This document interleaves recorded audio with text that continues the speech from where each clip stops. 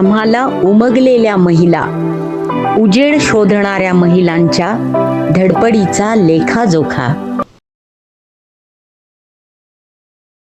मी माधुरी नाल्ले, पुतळा समितीची सचिव।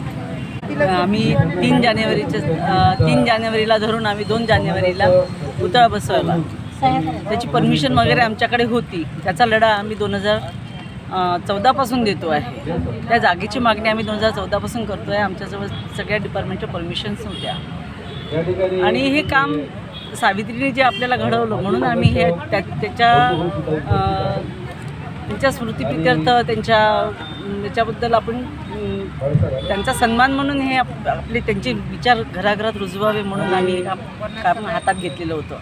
पण जी जागा आहे ती फक्त लीजवर आणि 1 रुपया लीजवर 1965 पासून ती जागा आहे। घेतली कोण्या उद्देशाने आणि होती काय आहे हे शासन त्याच्याबद्दल अनभिज्ञ आहे। त्यांनाही त्याची म्हणजे ते जाणून घ्यायची गरज वाटत नाही। त्यांनी सांगितलं होतं की तिथे आम्ही महिला हॉस्टेल काढणार, पण तिथे आम्ही समाज कल्याणला महिला हॉस्टेलची लिस्ट असते, त्या लिस्टमध्ये कुठेही तिथल्या हॉस्टेलचं नाव नाही आहे आणि त्याच्याच जागेचं भाडं घेऊन शासनाला भाड्याने देतात। त्या जागेवर स्वतःची बिल्डिंग बांधून शासनाकडून भाडं घेतात। असे आतापर्यंत फॉरेस्ट ऑफिस होतं तिथे, त्याच्या आधी DHO ऑफिस होतं तिथे, आता पुरुषोत्तम मार्केट आहे तिथे।